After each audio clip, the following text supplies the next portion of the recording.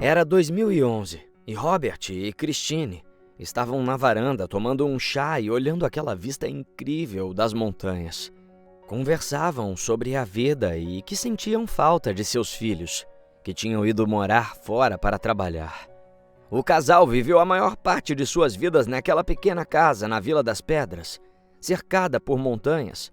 A vila fica localizada próximo à cidade de Christchurch, na Nova Zelândia.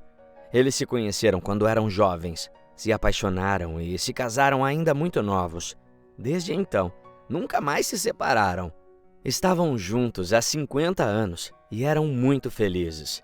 Os velhinhos eram muito amados por todos na vila, conhecidos por serem bondosos e generosos com os outros. Sempre ajudavam seus vizinhos em suas necessidades, com pequenos trabalhos em suas casas e em seus jardins. A casa do casal de idosos era modesta, mas sempre limpa e arrumada. Era uma casinha de madeira rústica que dava uma sensação de aconchego e acolhimento. A varanda dos fundos era decorada com algumas plantas em vasinhos e com as cadeiras de balanço que os dois adoravam se sentar e apreciar a vista, pois era tão alta como um mirante. Na sala de estar, havia um sofá de estampa floral, algumas poltronas e uma estante com livros e objetos pessoais. A cozinha era simples, mas funcional, com armários de madeira e uma pequena mesa de jantar. Apesar de ser humilde, a casa era muito calorosa e ajeitadinha. Dona Christine passava a maior parte do tempo cozinhando refeições deliciosas para o marido e cuidando de sua pequena horta nos fundos da casa. Robert, por sua vez, era um exímio artesão e passava a maior parte do tempo em sua pequena oficina, construindo móveis e utensílios de madeira para a vila. A Vila das Pedras era um lugar tranquilo e calmo, cercado por belas montanhas. Os habitantes eram unidos e solidários, sempre dispostos a ajudar uns aos outros. Os dias passavam sem pressa e sem muitas preocupações, e os velhinhos amavam viver ali. O casal tinha 2 filhos adultos que já haviam saído de casa para trabalhar em outras cidades. O filho mais velho, chamado Alan, era um engenheiro civil que morava em Auckland, uma cidade grande da Nova Zelândia. Ele trabalhava em uma empresa de construção de grande porte e era responsável por gerenciar projetos de infraestrutura em todo o país. Embora estivesse sempre ocupado com o trabalho, Alan fazia questão de visitar os pais sempre que possível e ligava para eles regularmente para saber como estavam. A filha mais nova, chamada Susan, era enfermeira e trabalhava em um hospital na cidade vizinha, Christchurch. Ela era muito dedicada aos pacientes e trabalhava em turnos longos e cansativos, mas sempre encontrava tempo para visitar os pais quando podia. Mariana havia se casado recentemente e morava com o marido em um apartamento na cidade, mas fazia questão de manter contato com os pais e ajudá-los quando necessário. Embora Alan e Susan não morassem mais na vila, o casal de idosos mantinha contato regular com os filhos e se orgulhava muito de suas realizações profissionais. Eles esperavam ansiosamente por visitas e sempre se emocionavam ao falar com os filhos por telefone ou por videochamada. Mesmo estando longe fisicamente, a presença dos filhos na vida dos idosos era muito importante para eles e ajudava a manter sua esperança e felicidade. Certo dia, o sol brilhava no céu azul e o ar estava fresco e perfumado pelo aroma das flores que cresciam no jardim do casal. Robert e Dona Christine tinham acabado de tomar café da manhã e estavam sentados na varanda, como sempre, desfrutando da vista da vila e das montanhas ao redor. De repente, um som estranho ecoou pela vila e o chão começou a tremer.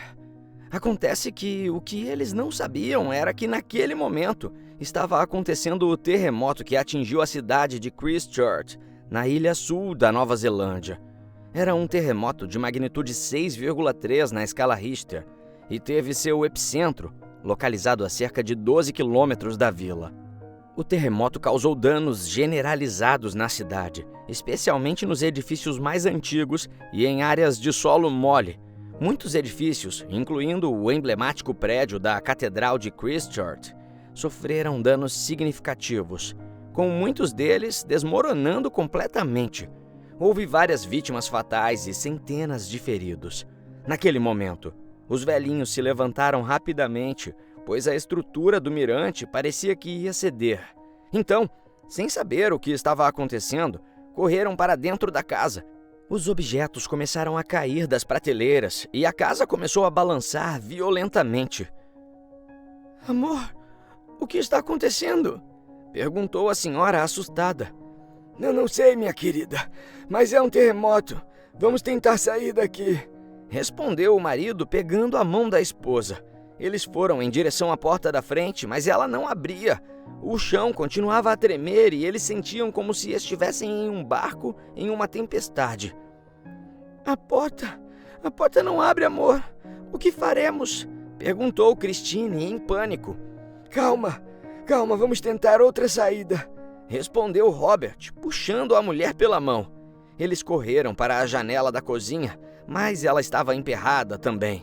A senhora começou a chorar e o esposo tentou acalmá-la. Vamos encontrar uma saída, minha querida. Não vamos desistir", disse ele, tentando parecer confiante. O casal continuou a procurar uma saída, mas a casa estava balançando tão violentamente que era difícil se manter em pé.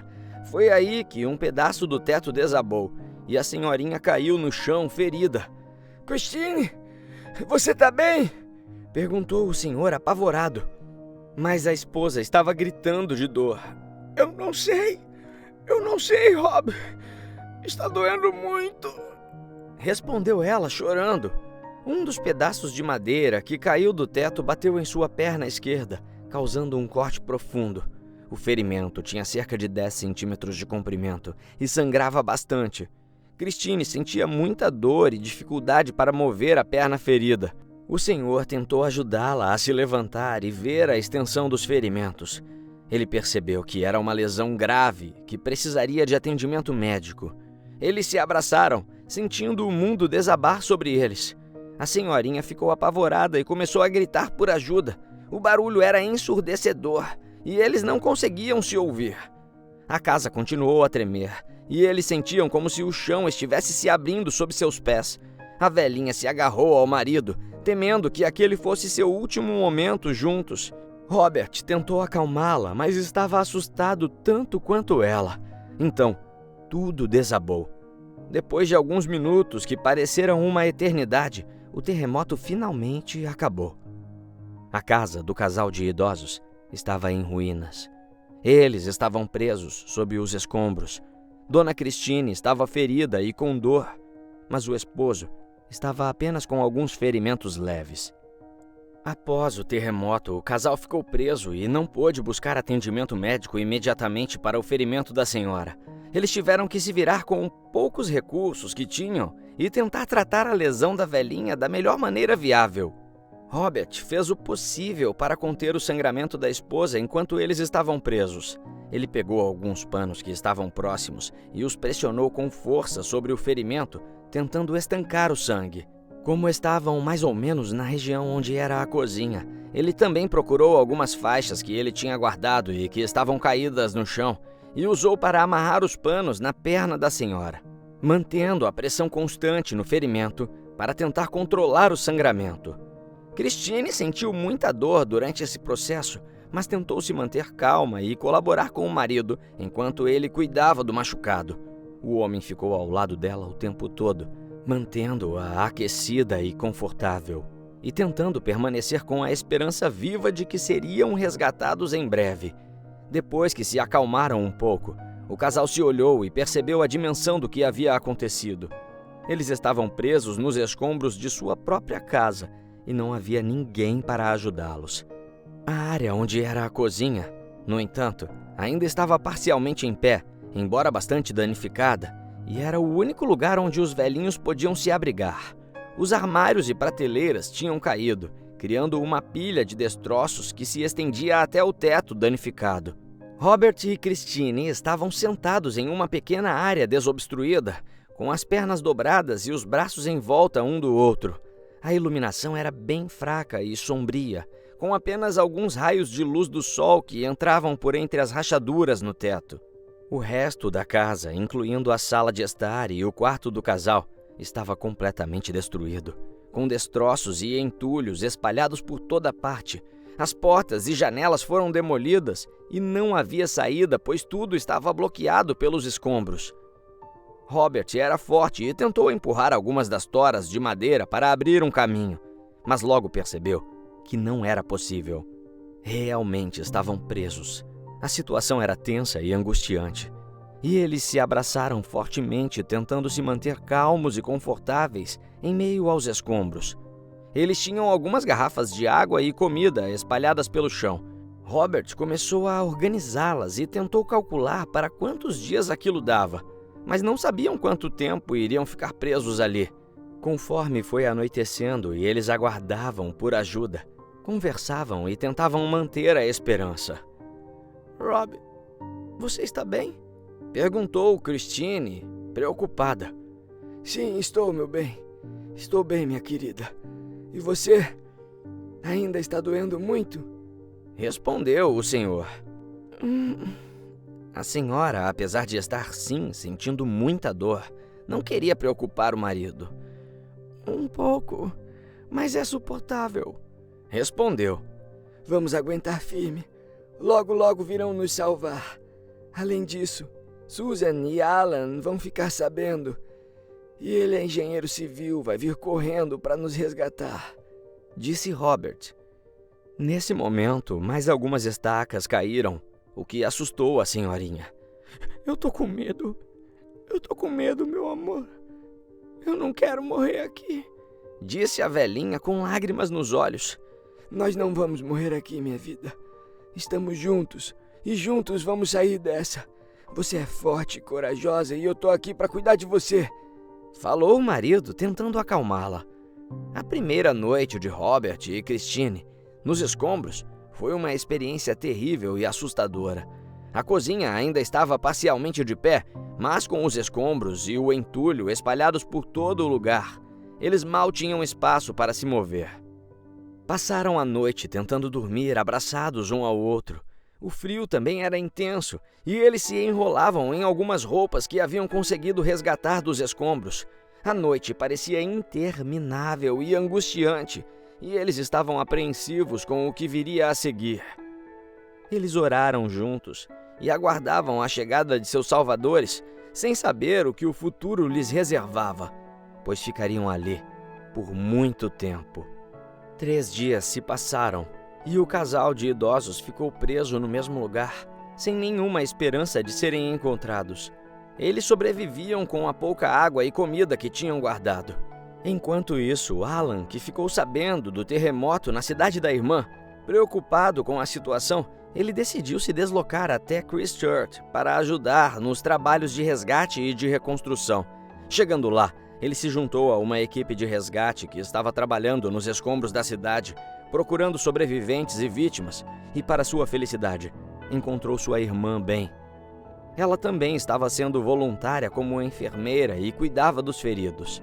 Eles trabalhavam incansavelmente ajudando a remover destroços, escombros e salvando a vida dos que chegavam até as tendas de recuperação. No entanto, os dois não sabiam que a vila de seus pais também tinha sido afetada pelo terremoto. Só descobriram a notícia após alguns dias, quando um colega de trabalho lhes contou que o raio de destruição tinha sido de aproximadamente 20 quilômetros do epicentro. Alan e Susan imediatamente suspeitaram que seus pais poderiam ser possíveis vítimas e apressadamente começaram a ligar para eles, mas não tiveram resposta. Com o coração apertado, Alan redirecionou seus esforços e recursos para tentar encontrar seus pais na vila atingida, enquanto Susan ficou trabalhando no resgate em Christchurch. Ele sabia que o tempo era crucial e estava determinado a encontrar seus pais vivos e levá-los para um local seguro onde pudessem receber tratamento médico e se recuperar. Durante esse tempo, os vizinhos que tinham conseguido escapar do desmoronamento foram buscar por ajuda, pois as equipes de resgate ainda não haviam chegado à vila, mas o acesso às estradas também estava intransitável. Ao longo dos dias, a esperança do casal começou a diminuir. Christine estava muito fraca e Robert estava preocupado que ela pudesse não sobreviver por muito mais tempo.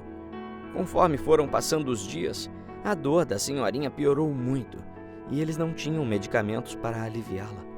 O senhor tentava animá-la, mas ele também estava com algumas dores e exausto. No 5º dia após o terremoto, toda a comida acabou e a fome começou a se intensificar. Eles já estavam há vários dias racionando comida e água, e os efeitos da desnutrição começariam a ser sentidos em seus corpos. Eu estou com tanta fome e sede, amor. Eu sinto como se meu estômago estivesse comendo a mim mesma, disse a velha com a voz fraca. Calma, minha querida. Eu também sinto fome, mas agora que a comida acabou, temos que economizar água. Só temos algumas garrafas e não sabemos quando vamos ser resgatados, disse o homem preocupado. 2 dias depois, eles beberam a última água que tinham. A partir dali, seria ainda mais difícil para o casal, quando a sede se tornaria uma das sensações mais horríveis de suportar, levando o casal a um estado de desespero e exaustão. Rob, você lembra do pernil que eu fiz uma semana atrás, antes do terremoto? Eu queria ter comido mais naquele dia. Queria ter aproveitado cada mordida. Disse a dona Christine, com lágrimas nos olhos, porém rindo e amenizando a situação. Agora você fala isso? No dia você estava me impedindo de comer para não engordar, falou o senhor, entrando na brincadeira, mas logo a confortou. Você não sabia o que ia acontecer, meu amor. Estamos juntos e vamos sair daqui juntos. Você vai ver, completou o homem. Não temos mais água, amor. A comida acabou. O que vamos fazer? Questionou a senhora com a voz quase inaudível. Temos que manter a esperança, minha querida. Alguém vai nos encontrar. Vamos sobreviver, respondeu Robert, segurando a mão da esposa. O casal tentava o tempo todo reafirmar que iriam sobreviver, para que toda aquela resistência fizesse sentido. Isso fazia com que eles não admitissem desistir. Enquanto isso, Alan já estava com a equipe de resgate se direcionando para a Vila das Pedras. No 9º dia, eles ficaram em silêncio por alguns minutos, sentindo o peso da situação. A fome e a sede eram insuportáveis e então a esposa pegou na mão do homem e disse: Sabe, Rob, eu sempre disse que queria envelhecer ao seu lado, que a nossa vida juntos fosse longa e feliz. Eu não esperava que nossa história fosse acabar assim. Ainda não acabou, meu amor. Nós vamos sair daqui juntos e vamos continuar a nossa vida. Eu ainda quero dançar. Dançar com você no quintal. Ver o sol se pôr nas montanhas. E rir com os nossos netos, disse Robert, com determinação. As palavras do esposo trouxeram um pouco de conforto à pobre senhora, mas a dor do ferimento em sua perna era tão grande e estava tão inflamado que ela não acreditava que sairia dali com vida. O marido disse que ela conseguiria sim, pois era forte e que eles tinham que acreditar que Deus o salvaria. Ela sorriu, apertando a mão dele e falou: Você tem razão, meu amor. Nossa história ainda não acabou. Temos muita vida pela frente. Foi aí que Christine começou a fechar os olhos lentamente. Sentiu um cansaço que nunca tinha sentido antes e logo desmaiou. Robert ficou apavorado. Amor, Christine. Christy, acorde! Acorda! Não me deixe agora!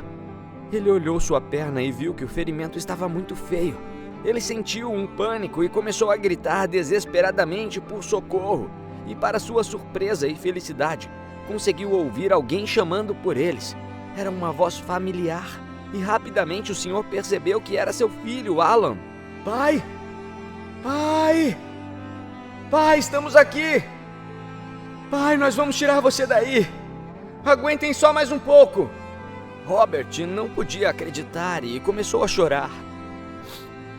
Obrigado. Obrigado, meu Deus. Obrigado. Se voltou para a esposa e, acariciando seu rosto, falou: Conseguimos, amor. Sobrevivemos. Eles chegaram, meu amor. Nós conseguimos. Finalmente, após dias de angústia e sofrimento, chegou o momento do resgate dos velhinhos. A equipe de resgate, liderada pelo filho do casal, estava trabalhando incansavelmente para localizá-los sob os escombros da casa. Depois de muito esforço, eles conseguiram retirar cuidadosamente os destroços da cozinha que cobriam o casal. Quando conseguiram visualizá-los, Alan reparou que sua mãe estava inconsciente e que precisava de cuidados médicos urgentes. Com muito cuidado, tiraram primeiro a senhorinha daqueles entulhos. Eles imediatamente a colocaram em uma maca e a levaram para uma ambulância para que pudesse receber o tratamento. Robert foi resgatado em seguida. Apesar de estar muito debilitado e desidratado, estava apenas com ferimentos leves. Ele se emocionou ao ver o filho e o abraçou aos prantos. O senhor expressou sua gratidão aos membros da equipe de resgate e disse que nunca esqueceria o esforço que fizeram para salvá-los. Então, o levaram para o hospital onde sua esposa já estava recebendo todos os cuidados médicos. A equipe de resgate continuou trabalhando na Vila das Pedras, procurando por outras possíveis vítimas que ainda pudessem estar presas nos destroços. Depois de todo aquele pesadelo, alguns dias depois, os velhinhos Robert e Christine foram recebidos pela comunidade com emoção e alívio. Para eles, a experiência foi um lembrete da importância da resiliência humana e a força da comunidade em momentos de crise. Os mostrava que, mesmo nas situações mais difíceis, o amor e o cuidado de seus entes queridos e vizinhos podiam dar a força e a esperança necessárias para enfrentar os desafios da vida. Era também uma lembrança de que a solidariedade e a cooperação podem ajudar a superar as dificuldades. A história dos velhinhos nos mostra a importância de valorizarmos nossos relacionamentos e de nos unirmos em tempos de crise, para que possamos superar obstáculos, nunca desistir e sempre encontrar uma luz no fim do túnel. Meu nome é Chloe. Eu cresci em uma pequena cidade no interior da Bahia. Minha família era humilde, mas eu sempre fui uma boa aluna e sonhava em ser uma grande empresária do ramo de cosméticos e maquiagens um dia. Mesmo todos falando que isso era impossível, pois eu não era ninguém, ainda acreditava que grandes coisas iriam acontecer em minha vida. Quando tinha 18 anos e havia acabado de me formar no ensino médio, estava planejando entrar em uma faculdade de administração de empresas, pois isso poderia me fornecer uma base sólida em gestão de negócios, finanças, marketing e outras habilidades essenciais para eu administrar uma empresa. E também queria combinar com uma faculdade de cosmetologia, para me especializar no ramo de cosméticos e maquiagem, para aprender sobre a indústria, técnicas de fabricação e formulação de produtos. Eu comecei a estudar muito para prestar o vestibular, mas não tinha essa especialidade na minha cidade. Foi então que eu comecei a trabalhar num bar como bartender nos fins de semana e juntar dinheiro que eu precisaria para me mudar. Eu acabei conhecendo um homem chamado Caio em uma noite dessas. Ele era alto e musculoso, com uma aparência atraente e confiante. Tinha olhos escuros e uma barba por fazer, o que lhe dava um ar misterioso. Eu o achei um gato a princípio. Quando conversamos pela primeira vez, ele parecia ser um homem honesto e gentil. Ele começou a ir no bar todas as vezes em que era meu turno. Fomos nos conhecendo e aos poucos fui me sentindo muito apaixonada. Além disso, parecia o destino, já que ele trabalhava com representação de empresas famosas de cosméticos e prometeu me ajudar a realizar meus sonhos. Eu tenho muitos contatos em São Paulo. Meus clientes são empresas bem conceituadas e posso conseguir um emprego para você. Aí você vai fazendo sua faculdade, mas já vai estar inserida no ramo. Vai conhecer tudo de perto. Quando perguntei a Caio se ele achava que uma garota como eu estava sonhando alto demais, e ele me disse que eu querer ser empresária não era nenhuma bobagem, eu simplesmente entreguei meu coração para ele. Como me arrependo daquele dia. Eu decidi ir com ele para São Paulo tentar minha nova vida. Convenci meus pais que seria meu novo começo e que eu voltaria em todas as férias. Além disso, amo meus pais com a minha vida e estava fazendo isso por eles, porque queria dar a vida que eles merecem. Caio me tratou muito bem no começo, como se realmente se importasse comigo. Eu confiei nele, afinal ele parecia um homem bom e honesto e eu estava caidinha por ele. Mas as coisas não foram como eu esperava. Quando chegamos em São Paulo, ele me levou para um quarto de hotel barato e disse que eu devia ficar lá por um tempo até ele conseguir o tal emprego na empresa. Eu não entendia o que estava acontecendo. Por que ele me trouxe aqui? Eu não ia ficar na casa dele? Pensei, mas fiquei quieta e obedeci. As horas se passaram e eu comecei a ficar preocupada. Então a porta abriu e Caio e mais 2 homens entraram no quarto. Os homens agarraram meus braços, um de cada lado, e eu gritei. Caio, o que é isso? O que está acontecendo? Perguntei, já começando a chorar. Eu estava apavorada, mas fiquei ainda mais quando ele simplesmente riu e gritou. Cala a boca, sua vadia! Eu senti um frio vindo de repente de tanto medo e olhei desesperada para os 2 homens. Foi aí que um deles pegou uma seringa e injetou alguma coisa em mim. Eu esperneei e eu tentei me soltar, mas logo fui ficando mole e minha respiração foi ficando fraca. A última coisa que eu ouvi antes de apagar foi o Caio dizendo para não danificar o produto. Eu quis gritar, quis chorar, mas senti como se minhas forças estivessem saindo do meu corpo até que... O quê? Onde é que eu tô? Que lugar é esse? Eu abri os olhos lentamente, tentando me situar. Fiquei desnorteada. A primeira coisa que notei foi que eu estava em um quarto desconhecido, escuro e abafado. Tentei me levantar, mas senti que minha perna estava presa à cama por uma corrente grossa. O que eu tô fazendo aqui? O que aconteceu? Tentava me lembrar, mas estava muito apavorada. De repente, a porta se abriu e um homem entrou no quarto. Ele era alto, forte e com um olhar sombrio. Se aproximou de mim e se apresentou como o dono do lugar. Olá, garota. Eu sou o seu novo dono. Você agora pertence a mim. Esse bordel é meu e agora você trabalha aqui. Disse ele com um sorriso malicioso. Ele me explicou que eu seria uma acompanhante e que se eu fizesse o que ele mandasse, eu poderia até ganhar um quarto mais bonito e arrumadinho, com banheiro e que ficaria sem as correntes dentro do quarto. Fiquei chocada e com medo. Não sabia o que fazer. Tentei me soltar das correntes, mas era inútil. Eu estava completamente vulnerável e à mercê daquele homem terrível. Meus pensamentos correram desesperadamente, tentando descobrir como eu havia chegado até ali. Por favor, me deixa ir embora. Acho que você se enganou, senhor. Pegaram a garota errada. Implorei. O homem riu alto e, debochando de mim, pegou no meu queixo e falou: Ah, garota inocente, tão linda, mas tão burra. Agora você não tem escolha. Você não tem mais família. Tá muito longe de casa. Vai ficar aqui agora e é minha propriedade. Vai ter que fazer o que eu mandar. Eu notei que ele tinha um sotaque diferente, como se fosse estrangeiro. Nesse momento, senti uma onda de desespero me invadir e perguntei: Como assim? Longe de casa? Ele falou com bastante desprezo e rindo. Mais uma burrinha que o Caio me traz. Foi aí que me lembrei o que tinha acontecido. Aquele desgraçado me enganou e, pelo visto, me vendeu. Eu pensei. E olhando pela janela, quando vi que estava nevando, concluí que sim, ele tinha me levado para outro país. Eu me senti traída e enganada e percebi que tudo o que ele tinha me dito era uma mentira. Então, acho que com o desespero, eu voltei a implorar ao homem que me soltasse. Mas ele se levantou e disse bem firme: Você vai fazer o que eu mandar. E não pense em tentar escapar. Se você tentar, eu vou te encontrar e você vai se arrepender.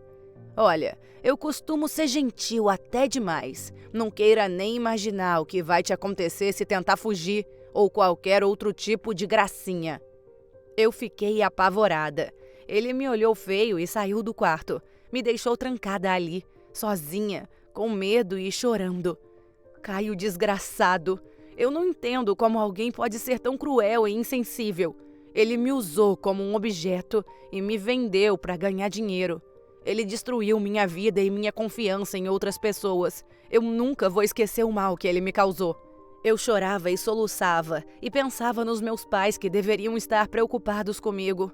Ah, maninha, por que isso está acontecendo comigo? Estava presa em um lugar desconhecido, sem ninguém para me ajudar. No primeiro dia chorei muito. Olhei ao redor e vi que o quarto era sujo e decadente, com as paredes descascando e o cheiro de mofo no ar. As correntes grossas que me prendiam à cama não me deixavam esquecer da minha situação. Eu tentei me levantar e testar a corrente. Vi que ela me permitia andar por todo o quarto, menos próximo à porta e à janela. Me sentia como um animal em uma jaula, cercada por paredes e com poucas chances de escapar. A sensação de desespero e impotência era avassaladora. Passei o dia todo presa naquele quarto, sem comida, sem água e sem qualquer tipo de contato humano.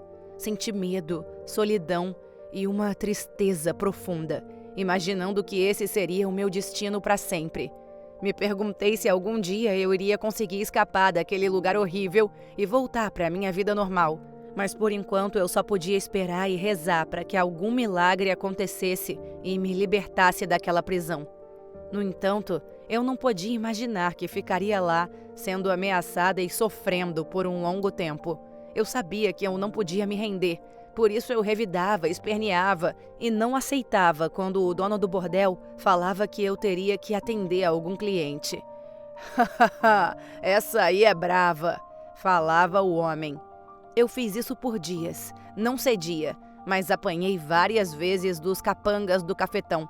Eu tentava manter a minha sanidade, pensando na minha família e nos meus amigos. Sentia tanta falta da minha vida antes de tudo aquilo e me perguntava como eu tinha me deixado chegar àquela situação. Sentia raiva de mim várias vezes por acreditar naquele cretino do Caio. Queria me vingar dele por estragar minha vida, por me fazer viver aquele inferno. Era como se eu estivesse perdida em um pesadelo sem fim, mas eu ainda tinha esperança de ser salva. Eu pensava que, se alguém pudesse me ouvir e me ajudar, eu teria uma chance de escapar. Eu precisava de um plano. Sabia que não podia deixar o medo me dominar. Precisava manter a calma e procurar por uma oportunidade para fugir dali. Ao mesmo tempo que estava certa de nunca desistir de minha fuga, me lembrava que agora eu estava nas mãos desse homem cruel que me dizia todos os dias que eu nunca sairia com vida daquele lugar. Pelo menos, não se continuasse a desobedecê-lo. Passei dias intermináveis naquele quarto escuro, com minhas pernas acorrentadas e sem nenhuma esperança de sair dali. Não tinha nada além de um colchão surrado e um cobertor rasgado para me manter aquecida.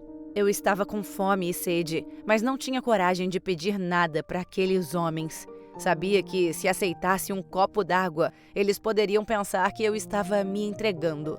Me sentia burra, como se a culpa daquela situação fosse toda minha. "Caio, seu cretino!" Eu gritava, chorando às vezes. Eu me odiava por ter sido tão ingênua. Eu queria que tudo aquilo fosse um pesadelo horrível, mas eu sabia que era real. Era muito real. Os dias foram se passando e logo viraram meses. Acho que já tinha uns 2 meses que eu estava ali. Perdi a noção do tempo naquele lugar. Tentei manter a esperança viva, mas a cada dia que passava, ela diminuía. Me perguntei 1 milhão de vezes se alguém estava procurando por mim e se minha família estava preocupada. Eu me sentia sozinha e abandonada. Com certeza eles não sabiam que eu estava em outro país e eu chorava imaginando meus pais sofrendo. Tudo por minha culpa. Certa manhã, o cafetão veio ao meu quarto com uma expressão diferente. Ele disse: "Andei pensando e decidi que você é muito valiosa para ser tratada como as outras garotas. Tenho planos especiais para você." Eu tremi de medo quando ele disse isso, mas fiquei aliviada quando ele acrescentou que eu não seria tocada por nenhum daqueles homens.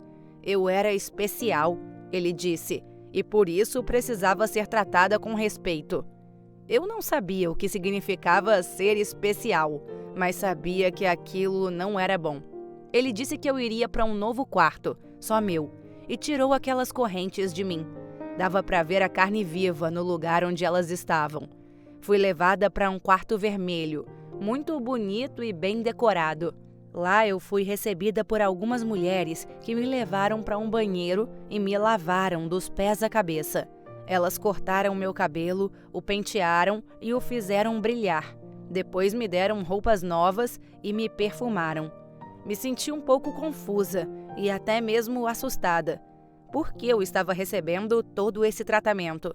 Eu não queria ser uma garota de programa e muito menos uma garota especial. Mas por outro lado, como era bom sentir a água quente escorrer pelo meu corpo. A sensação da toalha macia na minha pele e o perfume suave que passaram em mim. Eu não me lembrava da última vez que tinha me sentido assim. Quando as mulheres me deixaram sozinha, me olhei no espelho e me surpreendi com o que eu vi. Meu cabelo estava mais curto, mas tinha um corte bonito que destacava minhas feições. Minha pele, que antes estava suja e sem brilho, agora parecia ter vida. Eu me olhei nos olhos e, mesmo com o medo ainda presente, vi a determinação de alguém que não iria desistir de escapar daquele inferno. Eu sabia que tinha algo especial, algo que o dono do bordel via em mim. Talvez fosse por isso que ele nunca deixou ninguém me tocar à força. Eu era bonita, e pode ser que isso fizesse com que os homens tivessem mais apreço por mim. Mas, ao mesmo tempo, eu sabia que isso não seria o suficiente para me manter segura naquele lugar. Precisava fugir, e rápido. Graças a Deus, aquela vida no quarto escuro que eu conhecia tinha acabado. Mas eu pensava que ou seria vendida para homens ricos que pagariam muito dinheiro para me ter, ou eles iriam pagar muito dinheiro para ter uma noite comigo naquele quarto vermelho. De qualquer forma, eu não podia deixar aquilo acontecer. Teve uma hora que eu até tentei me imaginar acostumando com essa ideia, mas era impossível. Eu não aceitaria que minha vida pudesse ser tão miserável. Os dias que se seguiram foram de pura tensão. Eu sabia que a qualquer momento seria apresentada aos homens ricos que pagariam para ter o privilégio de me possuir. O cafetão veio várias vezes ao meu quarto, falando comigo e tentando me ludibriar, dizendo que eu ganharia muito dinheiro, mas sabia que ele estava apenas querendo me manipular. Ainda assim, resisti. Eu estava sentada na beira da cama, tremendo de medo, quando a porta se abriu e um homem entrou. Ele era alto, com um terno caro, e parecia ser bem-sucedido. Ele era o primeiro homem que veio para tentar algo comigo. Ele se aproximou de mim e tentou me beijar, mas eu recuei. Eu tinha que fazer alguma coisa para impedir aquilo. O empurrei e gritei para ele sair do meu quarto. Isso fez apenas com que ele ficasse ainda mais interessado. Eu corri pelo quarto e comecei a jogar coisas nele, até que acertei um vasinho de flores na cabeça do cretino e ele ficou furioso. Tentou me agarrar, mas o empurrei novamente, e aí ele caiu no chão. "Você não pode me tocar! Sai daqui!" gritei. O homem olhou para mim com um olhar assassino e saiu do quarto batendo a porta. Eu tremia de medo, mas ao mesmo tempo sentia uma sensação de poder. Eu havia resistido e ninguém poderia me quebrar. Essa foi a primeira vez que me senti forte em meses, e isso me deu esperança. Mas essa sensação durou pouco, pois logo depois, o dono do bordel entrou no quarto possesso de raiva e me deu um tapa tão forte que eu caí. "Você tem ideia do quanto dinheiro me fez perder? Isso vai cair na sua conta!" gritou ele, saindo e batendo a porta forte. Eu chorei. Eu sabia que não seria fácil. Eu não iria desistir. Não iria me tornar uma vítima. Iria encontrar uma maneira de escapar daquele lugar e recuperar a minha vida. No entanto, eu confesso que fui dormir chorando muito naquele dia, com receio de nunca conseguir sair dali. Deitei naquela cama que era confortável, mas não amaciava meu coração. Fiquei realmente com medo daquele homem me usar e acho que chorei de estresse pós-traumático, sei lá. Mas naquela noite, eu orei e pedi mais uma vez, porque pedir era algo que eu fazia todo santo dia, que Deus me livrasse daquele pesadelo. Eu estava por um fio de ceder àquela vida, já que estava sinceramente cansada de lutar. E chorando, eu adormeci. Chloe, Chloe, abra os olhos, querida. Eu abri os olhos e vi uma mulher, vestida de branco, com uma luz brilhante ao seu redor. Ela me olhou nos olhos e disse: "Não tema, minha querida. Eu estou aqui para ajudá-la." Eu não sabia o que pensar, mas a presença dela me trouxe uma paz que eu não sentia há muito tempo. Eu apenas sorri. A mulher estendeu a mão e disse: "Venha." Sem pensar, eu me levantei e fui até ela. Conforme eu ia me aproximando, eu sentia uma onda de calor percorrendo meu corpo e uma calma que encheu meu coração de tranquilidade. Era uma serenidade, uma alegria, tudo de uma vez. Eu estava transbordando de apenas paz mesmo. Acho que tudo se resume a isso: paz. De repente, assim que minha mão encostou na dela, eu vi um clarão e depois me vi fora do quarto, correndo pelas ruas de um lugar que eu nunca vi antes. Fiquei atordoada. Onde eu tô? Eu estava livre? Eu corri o mais rápido que pude, sem olhar para trás. Não sabia como aquilo tinha acontecido, mas sabia que era um milagre. Eu corri até encontrar uma igreja, onde bati na porta desesperada, pedindo ajuda.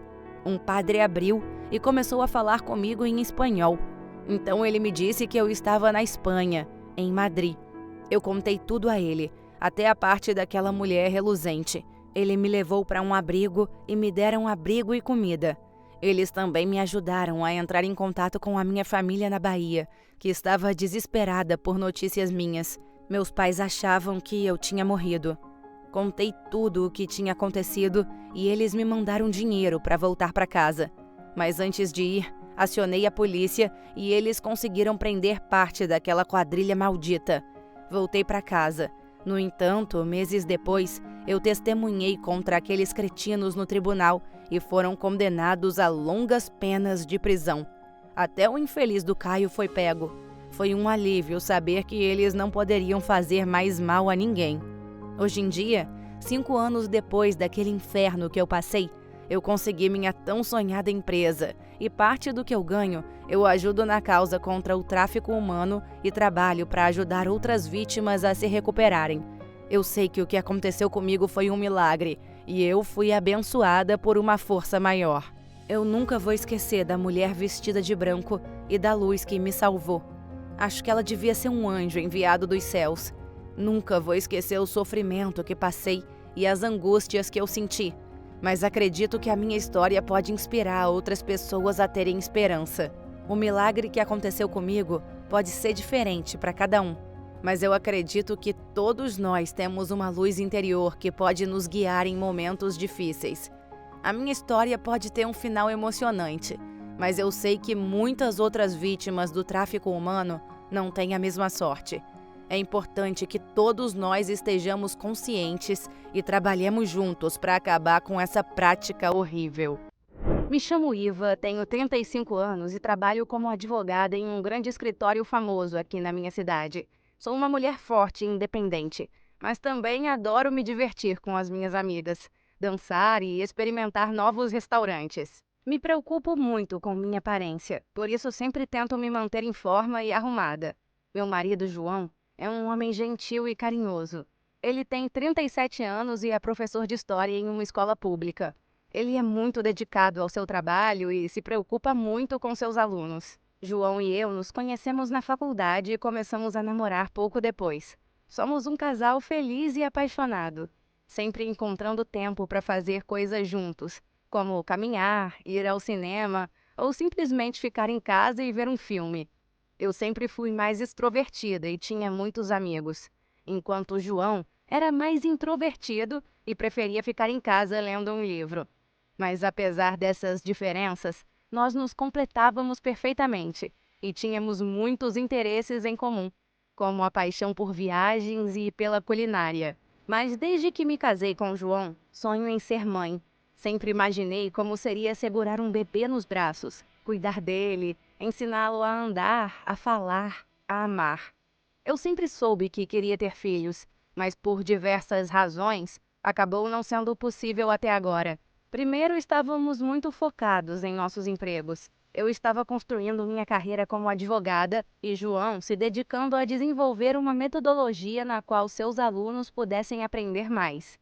Nós queríamos ter estabilidade financeira antes de aumentarmos a família, mas o tempo passou e acabamos adiando esse sonho. Também houve problemas de saúde que surgiram no caminho.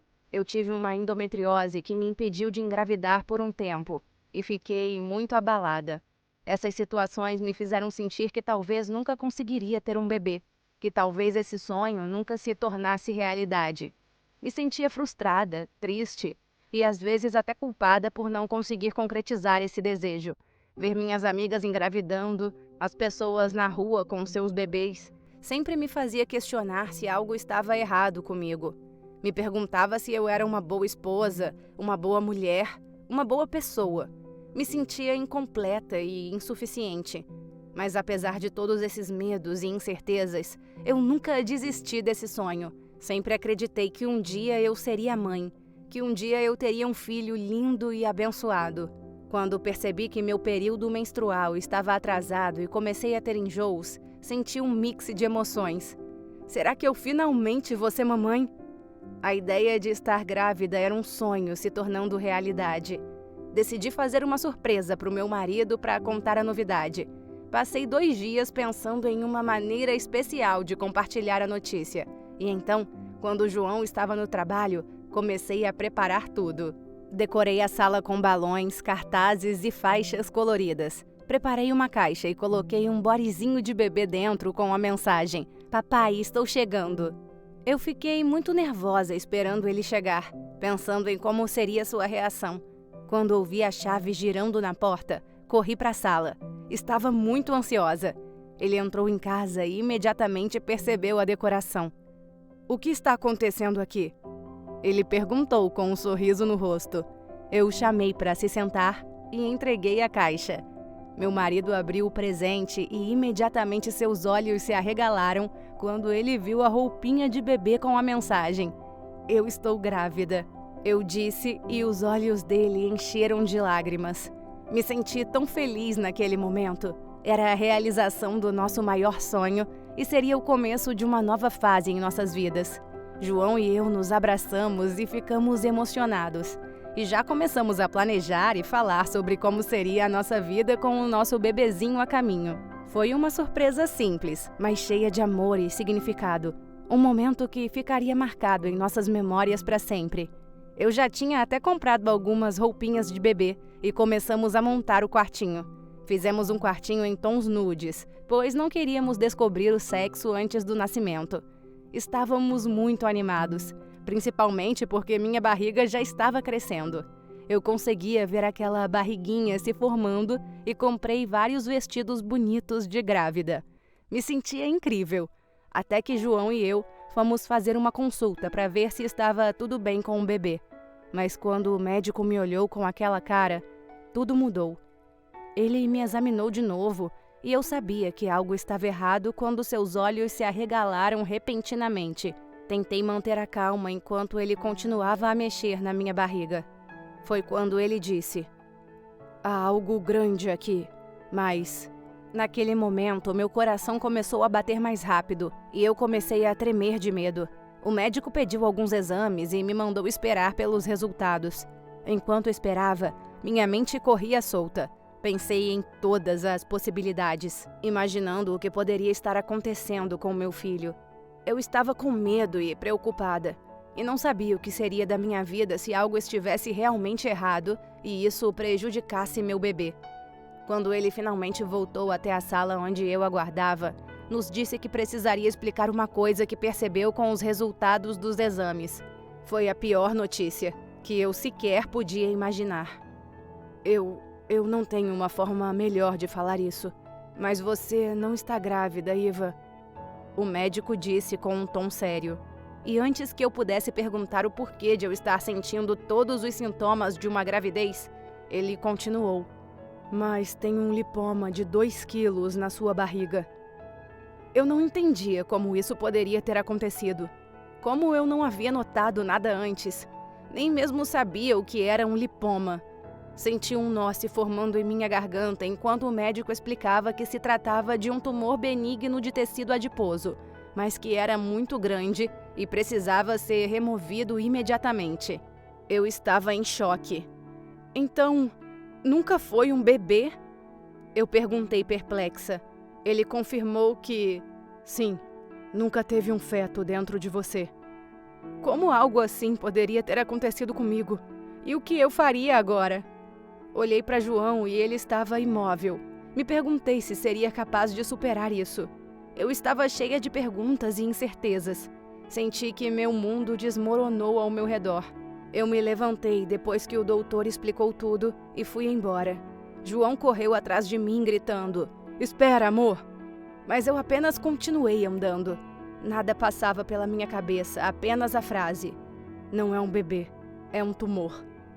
Quando meu marido conseguiu me alcançar e pegou no meu ombro, eu apenas desabei. Chorei tanto que nem me lembrei que ainda estava dentro do consultório. Todos me olhavam, mas eu não estava nem aí. Queria apenas me encolher nos braços do meu esposo e sumir. "Ele nunca esteve aqui, amor. Nunca!" Eu disse com o coração doendo. E pior de tudo é que, quando eu pensava que teria que ser submetida a uma cirurgia para tirar um lipoma de 2 quilos de dentro de mim, eu ficava aterrorizada. Marcaram o procedimento de remoção daquele tumor para o fim do mês. E foi uma tortura cada um dos dias daquele maldito mês. Eu apenas perdi a vontade de viver.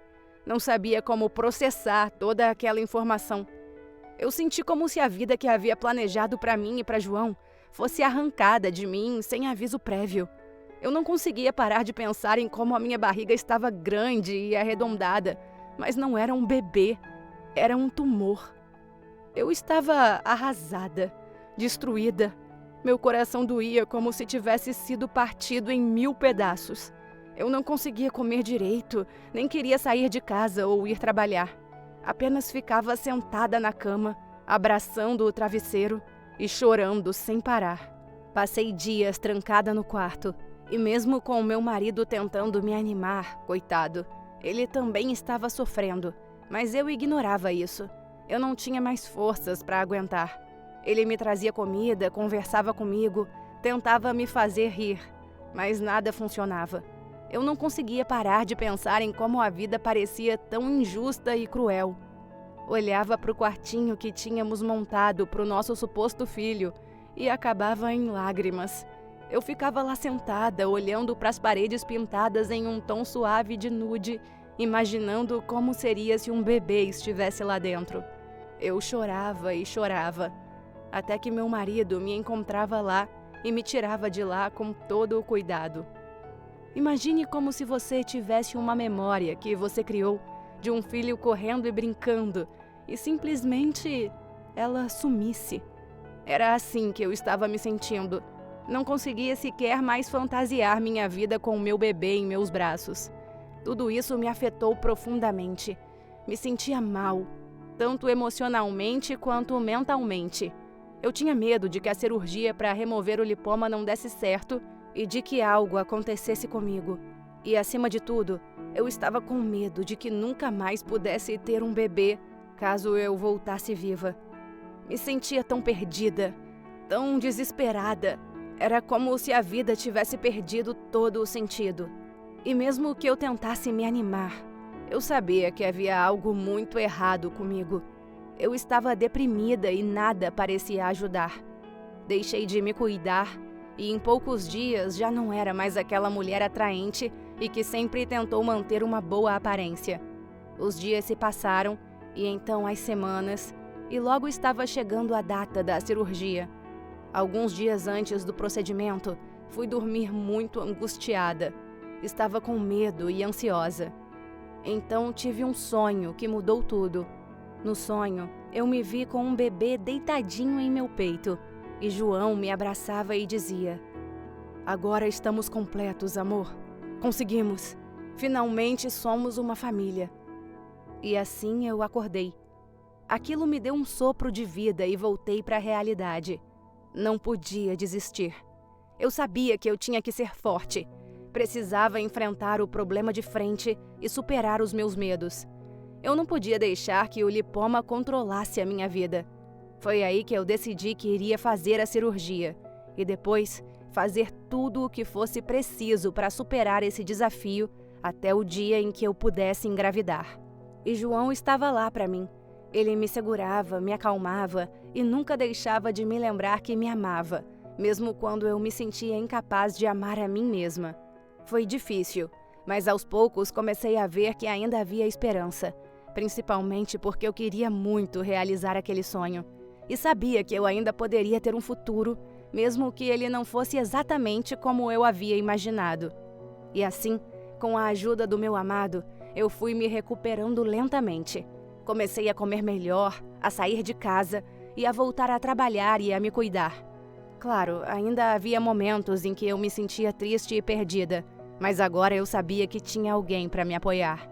E finalmente chegou o dia da cirurgia. Eu estava nervosa e com medo, mas o João me segurou a mão e disse que ficaria tudo bem. Mas como parecia que nada na minha vida podia seguir um curso normal, uma reviravolta inesperada me deixou sem chão novamente. Durante a cirurgia, os médicos descobriram algo completamente inesperado. O tumor que eles acreditavam ser apenas um lipoma era, na verdade, um feto que estava se desenvolvendo de forma anormal, por causa do maldito lipoma que o estava atrapalhando. Parece que o tumor cresceu num tamanho suficiente para comprimir e interferir no crescimento do meu bebê. Isso ocorreu porque ele estava localizado próximo ao meu útero e afetou a circulação sanguínea da placenta. Eu, que estava acordada, pois a anestesia era apenas local, fiquei arrasada, sem entender nada. João estava ao meu lado, segurou minha mão com força e ficou sem reação. Os médicos também estavam em choque e precisavam tomar uma decisão rápida. "Iva, nós realmente temos um problema aqui", disseram. Eles falaram que havia um grande risco de algo fatal acontecer com o bebê se a cirurgia continuasse, já que ele tinha se desenvolvido quase que colado ao tumor, onde não havia espaço para ele crescer. Disseram que ele era um feto saudável, apesar de onde estava localizado, e isso explicava o porquê de eu pensar que estava grávida, pois realmente estava. No entanto, se eles parassem a cirurgia agora para tentar salvar o feto, isso poderia pôr a minha vida em risco. Eu fiquei em prantos, sem saber mesmo o que fazer. Não podia acreditar que havia um bebê de verdade em meu ventre o tempo todo. E agora, em questão de minutos, a minha vida e a vida do meu filho estavam em jogo. João olhou para mim desesperado. "Amor." Ele não queria que eu me arriscasse, mas também estava paralisado diante da informação que teríamos um filhinho caso não prosseguíssemos com a remoção. Mas foi então que eu simplesmente implorei aos médicos para fazerem tudo o que pudessem para salvar meu bebê, mesmo que isso significasse pôr em jogo a minha própria vida. Eles tinham uma decisão difícil a ser tomada, então avaliaram a situação e decidiram que era necessário tirar o lipoma para que o feto pudesse crescer de forma normal, mas que, apesar do risco, tentariam salvar o feto durante a cirurgia. Eu fiquei aliviada e, ao mesmo tempo, apavorada. João começou a chorar e eu chorei com ele. Não sabia se aquilo era uma despedida ou uma comemoração. Sinceramente, não sei. Mas então, foi aí que aplicaram a anestesia geral em mim, pois iria ser uma cirurgia complicada. Tudo foi se apagando e eu não vi mais nada. Quando acordei, horas depois, estava confusa e dolorida. João então me contou que, com habilidade e precisão, eles realizaram uma cirurgia extremamente complexa e que conseguiram remover o lipoma com segurança. "Oh, meu Deus, obrigada", eu disse, mas era cedo demais para agradecer, pois quando vi a expressão no rosto do meu marido, meu coração começou a bater mais rápido e eu me desesperei novamente. "Amor, cadê o nosso bebê?" Perguntei olhando para minha barriga, que estava completamente vazia. Mas antes que ele pudesse responder, médicos entraram no quarto e finalmente ouvi a notícia que tanto temia. O feto não tinha sobrevivido. Não! Não! Eu chorei inconsolavelmente. Não sabia como seguir em frente depois de tanta dor e sofrimento. Mais uma vez eu senti como se meu mundo tivesse desmoronado diante dos meus olhos. Tudo o que eu queria era ser mãe. E agora essa chance havia sido tirado de mim pela segunda vez. Que dor profunda e insuportável que estava em meu coração. Uma dor que eu nunca havia sentido antes. Me senti completamente impotente. Eu queria ter tido a chance de abraçar e cuidar do meu filho, mas tudo o que me restou foi uma dor inexplicável e uma saudade de alguém que eu nem cheguei a conhecer. Era muito estranho, triste, confuso. Não sabia o que estava acontecendo. A cada lembrança que vinha à minha mente de algo que não aconteceu, a cada imagem do quartinho do bebê que tínhamos preparado, a cada vez que tentava imaginar o rostinho dele, a dor se intensificava ainda mais. Tudo me lembrava daquela perda e eu não conseguia controlar minhas emoções. João e eu chorávamos muito, soluçávamos e depois chorávamos novamente. À noite não consegui dormir direito, não consegui me concentrar em nada. Tudo o que eu queria era que aquela dor passasse e que eu pudesse voltar a viver uma vida normal. Estava cansada de tudo o que eu estava sentindo. Dor, raiva, frustração.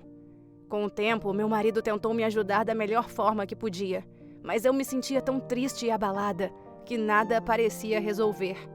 Eu olhei diversas vezes para o céu e perguntava a Deus por que eu? Como seria possível seguir em frente depois de tudo o que tinha acontecido? João foi meu porto seguro durante esse tempo. Ele me apoiou em tudo o que eu precisava, mesmo quando estava tão triste que nem queria falar. Ele me deu espaço para chorar, mas sempre esteve presente, me dando forças para continuar.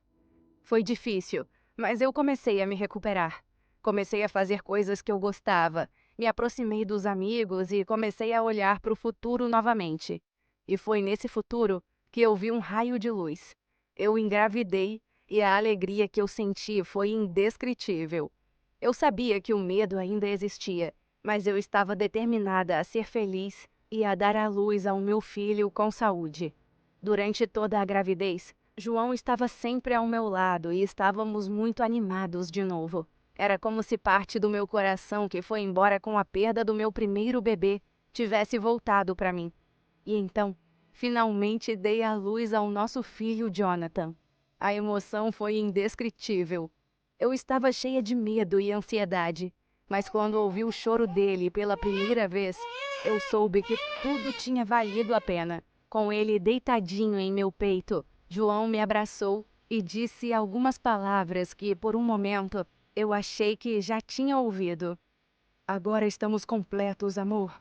Conseguimos. Finalmente somos uma família. A partir daquele momento, nossa vida mudou completamente.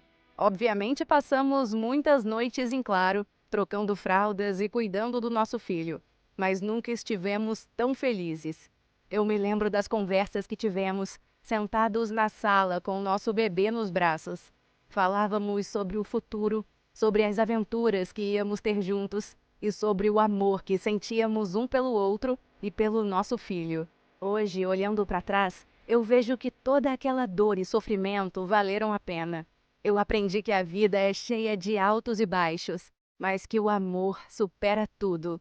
Eu estou tão feliz com a minha família e grata por ter um marido tão incrível.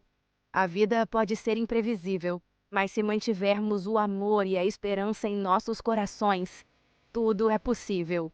E se você gostou dessa história, com certeza o próximo vídeo que está aparecendo aqui na sua tela vai te emocionar também. Não esquece de se inscrever no canal, deixar o seu gostei aqui nesse vídeo e ativar o sininho das notificações para não perder nenhum dos nossos próximos vídeos. Um beijo e até a nossa próxima história emocionante.